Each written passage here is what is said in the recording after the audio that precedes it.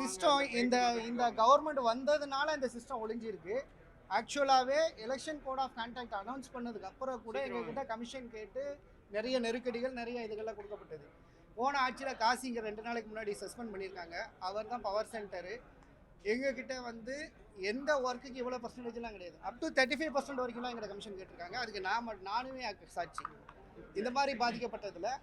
அதனால் ஏகப்பட்ட ஊழல் முறைகேடுகள் இந்த மாதிரி கமிஷன் கேட்டு இருக்கிற கம்பெனிஸ் வந்து ஒன்லி கமிஷன் மட்டும் வாங்குறது இல்லை, அவங்க செல் கம்பெனிஸை கிரியேட் பண்ணி எங்களுக்கு காம்படிட்டராகவே வந்திருக்காங்க.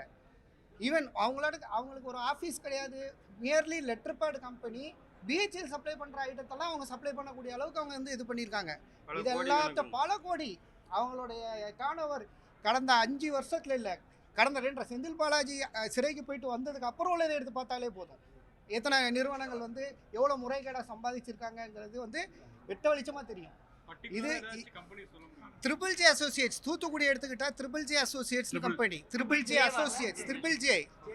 ஜே அசோசியேட்ஸ் அவங்க கூட சேர்ந்த நிறைய கம்பெனிஸ் இருக்காங்க. மினிஸ்டருக்கு வந்து நாங்கள் ரிப்போர்ட்டாகவே கொடுக்க போகிறோம்.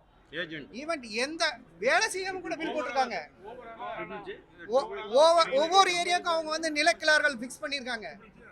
தூத்துக்குடிக்கு ட்ரிபிள் ஜே அசோசியேட்ஸ் மாதிரி நார்த் சென்னைக்கு ஒரு நிலக்கிழார், மேட்டூருக்கு ஒரு நிலக்கிழார், மன்னராட்சி சொன்ன மாதிரி ஆமாம் அமைச்சர் ஆதவர்ஜனா சொன்ன மாதிரி மன்னராட்சி ஒழிஞ்சதுனால இந்த நிலக்கிழார் முறை ஒழிக்கப்பட்டிருக்கு.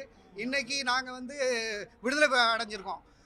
நிறைய இந்த மாதிரி முறைகேடுகள் நிறையா இருக்குது. ஓப்பன் ஃபோரத்தில் ஒன்றா வரும். இப்போ தான் எல்லோரும் வெளியே வர ஆரம்பிச்சிருக்காங்க. ஒன்றா வந்துக்கிட்டு இருக்கோம். நாங்கள் எலெக்ஷனுக்கு முன்னாடியே வந்துட்டோம். ஏன்னா எங்கள் சிஎம்டி சாருக்கு தெரியும். எங்கள் சிஎம்டி சார் மாதிரி ஒரு சப்போர்ட் பண்ணுற ஒரு ஐஏஎஸ் ஆஃபீஸர் பார்க்கும்போது அவ்வளோ தூரத்துக்கு வந்து எங்களுடைய ஏன்னா அது ஹேண்ட்ஸ் ஆர் டைட். எங்கள் சிஎம்டி ஆகட்டும், எங்கள் எம்டி ஆகட்டும், எல்லாருமே ஸ்ட்ரைட் ஃபார்வர்டாக ஆஃபீஸர்ஸ். ஆனால் அவங்களால ஒன்றும் பண்ண முடியல, அதை எதிர்த்து ஒன்றும் பண்ண முடியல. இன்றைக்கி தே ஆர் கம் ஃபார்வர்ட். எல்லா இதையும் எங்களுடைய குறைகள் எல்லாம் கேட்குறதுக்கு டிடிபிஎஸ் கான்ட்ராக்ட் இவ்வளோ ஏன் டிடிபிஎஸ் கான்ட்ராக்ட் அசோசியேஷன் சின்ஸ் 92லேருந்து ஒரே யூனியனு. அந்த யூனியனை இவங்க கமிஷன் வாங்குறதுக்காண்டி நாங்கள் கமிஷன் கொடுக்க மாட்டோம்னு சொன்னால கமிஷன் வாங்குறதுக்காண்டி யூனியனை உடைச்சி ஒரு 10 பேர் அவங்களுக்கு சப்போர்ட்டான ஆட்களை வச்சு தனியாக ஒரு யூனியன் ஆரம்பிச்சிருக்காங்க. அவங்களோட எய்ம் என்னென்னா எப்படினாலும் வந்து கவர்மெண்ட் வந்துடும், இந்த யூனியனை வச்சு நம்ம இது பண்ணி இந்த யூனியனை எராடிகேட் பண்ணிடலாம். இவ்வளோ ஏன் ஓப்பனாகவே சில கான்ட்ராக்டர்ஸ் கிட்ட சொல்லியிருக்காங்க, எங்களுக்கு அடுத்த கவர்மெண்ட் நாங்கள் தான் வந்தால் இவங்களெல்லாம் இல்லாமே ஆக்கிடுவோம் அப்படின்ட்டு. சார் இந்த 35% அப்படிங்கிறீங்க, அது வேல்யூவா எவ்வளவு சொல்லலாம்? ஒர்க் வேல்யூல 35%. இப்போ ஒரு கோடிக்கு வேலை நடக்குதுன்னா 35 லட்சம் ரூபாய் கமிஷனை கேட்குறாங்க. வேலை செய்யாம கொடுக்கலாம், அவங்கள மாதிரி வேலை செய்யாம கொடுக்கலாம். ஆனா வேலை செஞ்சுட்டு எப்படி 35% கொடுக்க முடியும்? நான் கொடுக்கல அப்படின்றதுக்காண்டி கிட்டத்தட்ட 1.5 வருஷம் 2 வருஷம் என்னுடைய வேலைகள் எல்லாத்தையுமே நிப்பாட்டி வச்சிருந்தாங்க.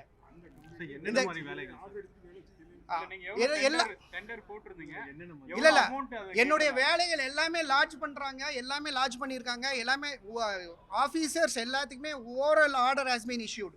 எந்த பர்டிகுலர் ஆளுக்கு வந்து எந்த இதுவும் நீங்கள் கொடுக்கக்கூடாது அப்படின்ட்டு. இவ்வளோ அராஜகம், இவ்வளோ இது வந்து இந்த போன ஆட்சியில் நடந்திருக்கு. அதுக்கான எல்லா ரெக்கார்டிக்கல் எவிடன்ஸும் யூ கேன் கோ த்ரூ. ஏன்னா இது வந்து தனிப்படையான ஒரு இது இல்லைல்ல, எல்லாமே வெளிப்படையான அரசு நிர்வாகம். என்னுடைய டாக்கெட் எவ்வளோ வந்து டெண்டர் கமிட்டியில் இருந்தது, எவ்வளோ எல்லாம் இவங்க லாட்ஜ் பண்ணியிருக்காங்கிறது ரெக்கார்டை பார்த்தா தெரிஞ்சிடும். ஸோ இது எல்லாமே இவங்களுடைய அராஜக ஆட்சி வந்து முடிவுக்கு வந்திருக்கு. எல்லாமே ஒன்னொன்னா வெளியே வராது. என்ன மாதிரியான பணிகள் சார் எல்லா இதுக்குமே இர்ரெலவென்ட் ஆஃப் இது மெக்கானிக் வேலை என்னென்ன வேலைன்னு நாங்க வந்து எலக்ட்ரிக்கல் சம்பந்தமா எடுக்கிறோம், எலக்ட்ரிக்கல் அண்ட் ஆட்டோமேஷன் சம்பந்தமா எடுக்கிறோம். இது நாட் ஓன்லி எலக்ட்ரிக்கல்ங்க, மெக்கானிக்கல், சிவில், எல்லா சிவில்ல மட்டுமே இந்த பர்டிகுலர் ட்ரிபிள் ஜே அசோசியேஷன் நிறுவனத்துக்கு வந்து அவங்களுக்கு எந்த ஒரு முன்தகுதி இல்ல. பல கோடி ரூபாய்க்கு வேலை நடந்திருக்கு. இப்போ கூட டெக்கார்டு வந்து கிட்டத்தட்ட அது வந்து ஒரு chemical coating work, highly experience ஆட்கள் தான் பண்ண முடியும். அது ட்ரிபிள் ஜே அவரோட சேர்ந்த நிறுவனங்களுக்கு வந்து முறைகேடாக டெண்டர் கொடுத்துருக்காங்க. அந்த டெண்டர் எல்லாமே வந்துட்டு லாட்ஜ் பண்ணி ஆகணுன்றது மாண்புமிகு அமைச்சர்கிட்ட நம்ம வந்து கோரிக்கையாக கொடுத்துருக்கோம். இப்போ இந்த கவர்மெண்ட் என்ன சார் சொல்லியிருக்கிறாங்க? இவங்க வந்ததுக்கு உடனேயே வந்துட்டு அவங்களோட அஷூரன்ஸ் கொடுத்துட்டாங்க. வெளிப்படையான நிர்வாகம், எந்த கமிஷன் இதுவும் கிடையாது. ஈவன் எங்களுடைய சீஃப் இன்ஜினியர் ஆஃபீஸர்ஸ் எல்லாத்துக்குமே வந்து இன்ஸ்ட்ரக்ஷன் ஹேஸ் பீன் இஷ்யூட். எந்த கட்சிக்காரங்கன்ற பேர்லையோ நிர்வாகிகள்ன்ற பேர்லையோ யார் வந்தாலும் வந்துட்டு என்டர்டெயின் பண்ணாதீங்க. நாங்கள் வந்து வி வில் நாட் என்டர்டெயின்ற கிளியர் வந்து இது கொடுத்துட்டாங்க. அந்த சிம்டம்ஸ் வந்து எங்களுக்கு நல்லாவே தெரியுது.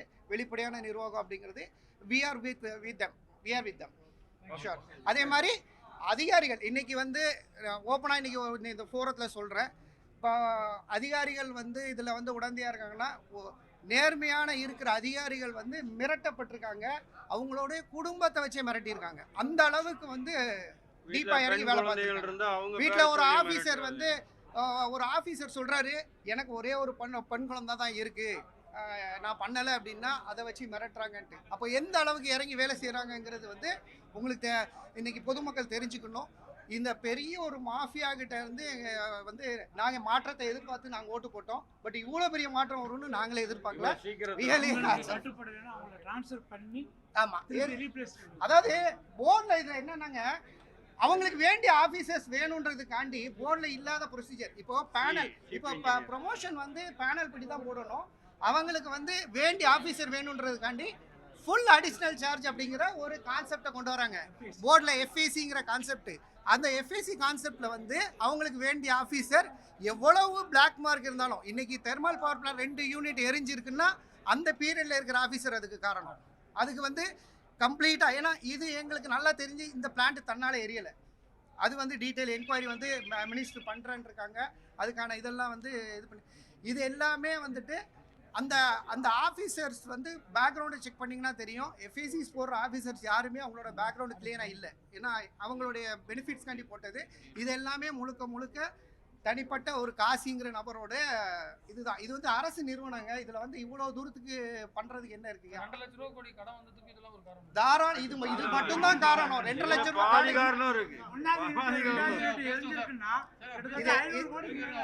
அவ்வளவும் வந்து கமிஷன் தான். 2 லட்சம் கோடியில் வந்து போர்டுக்கு வந்து இவ்வளோ செலவு இல்லைங்க.